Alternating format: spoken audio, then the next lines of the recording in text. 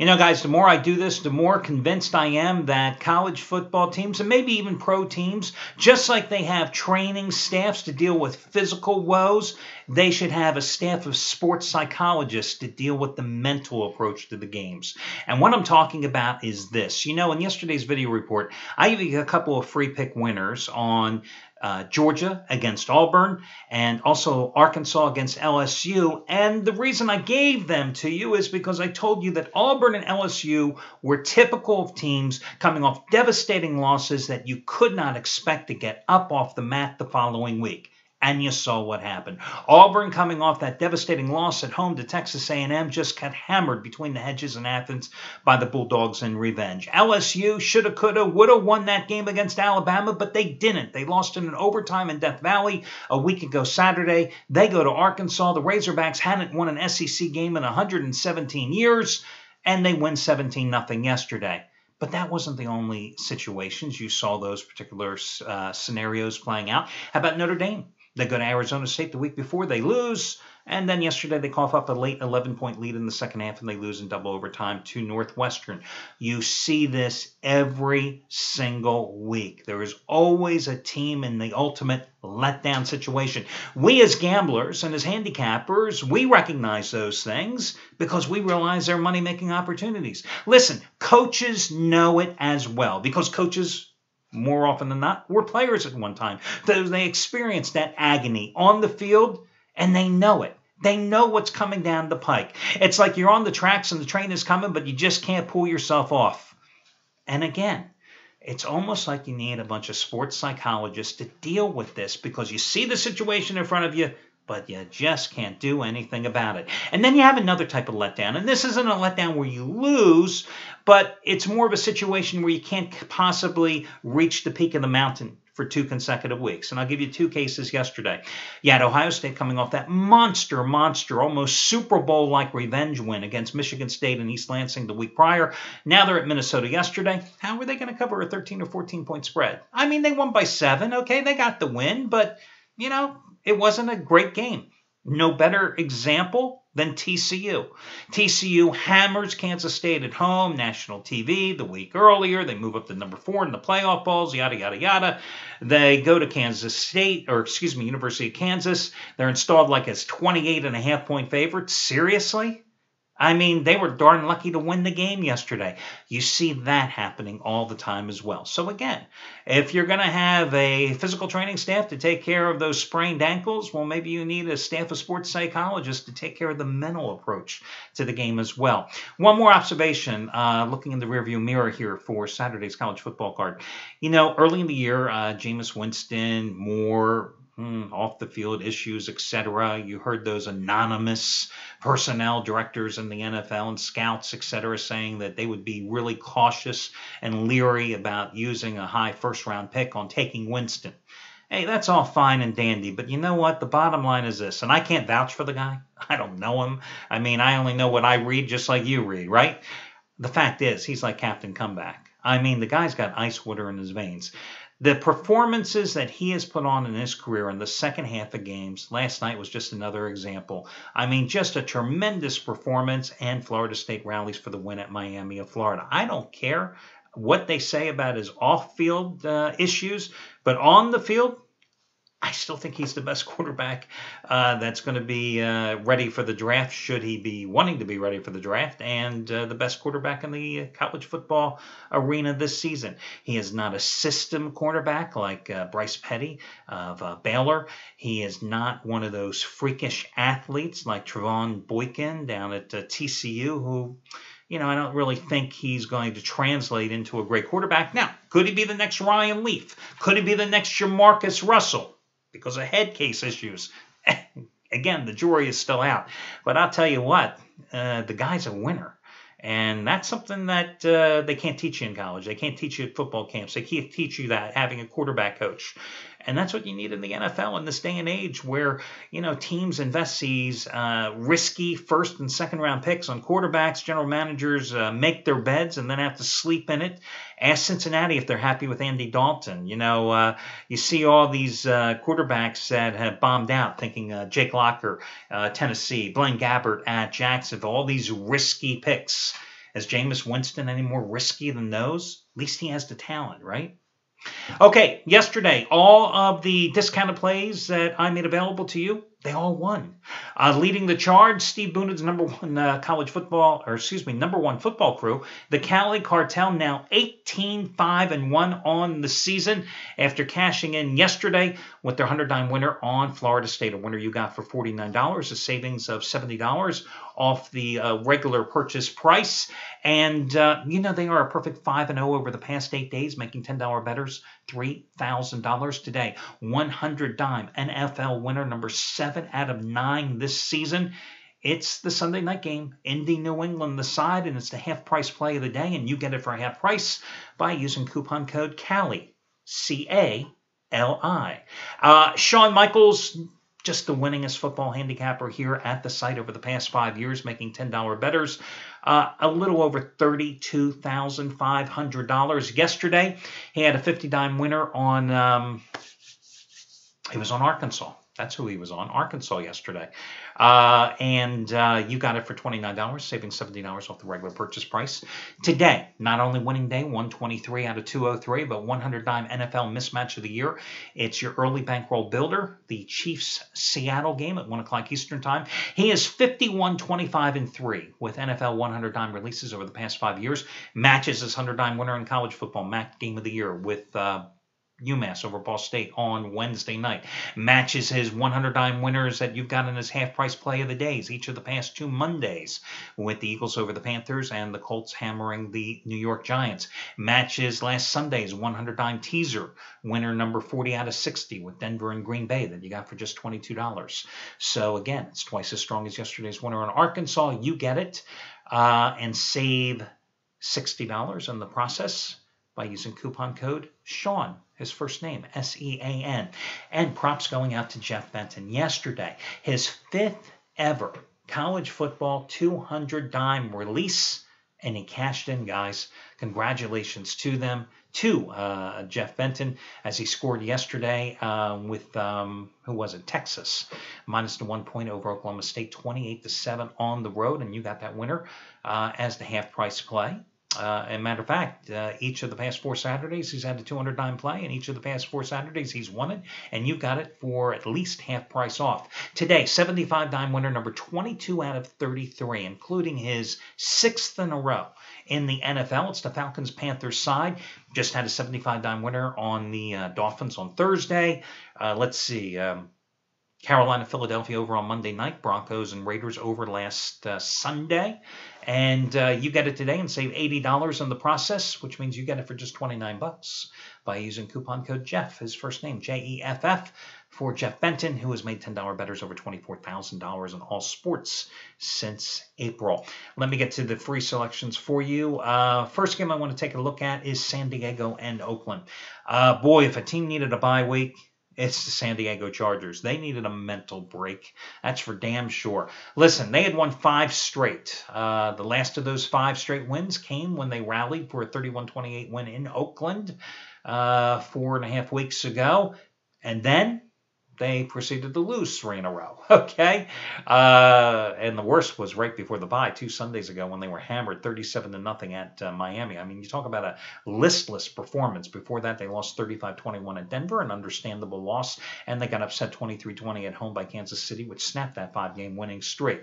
Now, Derek Carr had 4 touchdown passes in that first go-round, but that was at home. That was right after a coaching change for the Raiders, who they themselves were coming off a bye week at that time. And I think here is a chance, even though it's a big number, to lay it with the Chargers. Listen, Raiders have still lost 15 in a row, okay? You got a Chargers team that's going to get Ryan Matthews back today. Listen, he's only had 1 full pads practice since returning from the knee sprain, which has kept him out since the 2nd week of the season. But just his mere presence suddenly gives the Chargers a decent ground game and some alternatives back there, and alleviates some of the pressure on Phillip Rivers as well. Meanwhile, you got a Raiders team that's number 27 in the league against the run, giving up 130-plus yards a game. You've got an Oakland team that has allowed at least 30 points in 4 of its last 6 games, and at least 23 in each of those games so far. So I'm going to go with San Diego and lay the 10 points in this one. Let's talk about New Orleans minus the 7 at home. Saints, laid an egg after getting the monkey off their back with the road win at Carolina in that Thursday night game. They had the extra prep time. They were taking on a San Francisco team that was coming off a loss at home to St. Louis, an inexcusable loss, and a road loss at Denver when Peyton Manning was throwing 600 touchdown passes to set the record in that Sunday night affair a couple weeks earlier. So what happens? San Francisco comes into New Orleans and beats them outright. Okay, so what does it all mean? It means the Saints are now 20-1 straight up and 18-2-1 against the spread in the last 21 games at home in which Sean Payton has been on the sidelines for them. Those are pretty good numbers. How's another one number for you? The Saints are 17-4-1 against the spread when playing at home coming off a straight up loss. This is still the Saints team that destroyed the Green Bay Packers at home a couple of weeks back. Remember that game? This is the Saints team that can go off on a Cincinnati Bengals team that has gone 1-5 against the spread in its last 6 games. Remember when we last saw the Bengals? Andy Dalton was doing his best Geno Smith imitation in that Thursday night loss at home against the Cleveland Browns, 10 for 33 with 3 interceptions in the first quarter. How he completed 10 passes to his own guys, damned if I know. Bengals, God, they've sucked defensively. I mean, this is a team that was known for its defense. Marvin Lewis, rah, rah, rah. What have they done? I mean, they're giving up 158 rushing yards a game in the last 6 games. That's 4.4 yards per carry. Mark Ingram is seeking his 4th consecutive 100-plus yard rushing effort for the Saints here today, right? They're allowing almost 30 points a game in the past 6 games. They've only got 5 quarterback sacks in those 6 games. To me, this is a game that New Orleans rebounds and they win it big here. I think you can also maybe think about using the Saints in a teaser today, and I thought about that too, but to be honest with you, I couldn't find a team that I felt that comfortable teasing them with, to be quite frank with you. I thought maybe taking Philadelphia up to 11.5 points. A little worried about that particular game. Again, that is a perfect number. New Orleans minus 7 at home. I don't think the Saints are going to lose for a second straight week at home. Again, they've won 20 out of 21 straight up at home with Sean Payton coaching on the sidelines, right?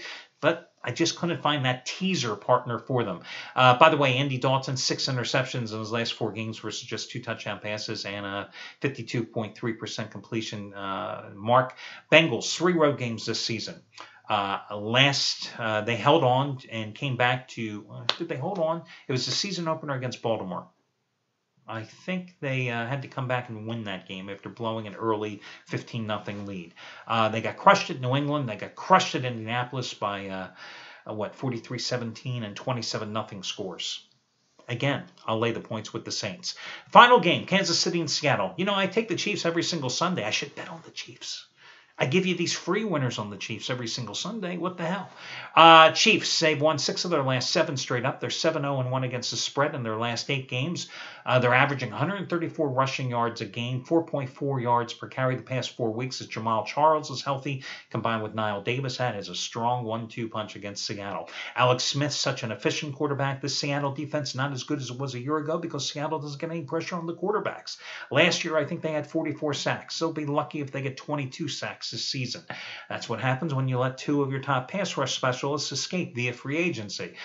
Kansas City, meanwhile, number 3 in the league in sacks, going up against Russell Wilson, who even though the Seahawks have won 3 straight games, in those 3 games, his passer rating has not been higher than 77.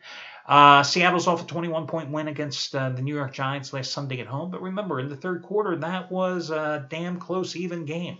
The Seahawks have only covered once in their last 5 games. You got a Kansas City team that's number 1 in the league in terms of pass defense. Now, it is true they don't do a great job at stopping the run. But I look at this Kansas City team, and I remember this is a Kansas City team when New England came to town, hammered the Patriots. Remember 41-14 in that Monday night game. This is a team that went to Denver, and on the last drive of the game, they were right there before losing by 7. This is a team that went to Miami and dominated 34-15. This is a team that was right there before a 5-point loss at San Francisco. This is a team that ended San Diego's 5-game winning streak with a win at San Diego last month.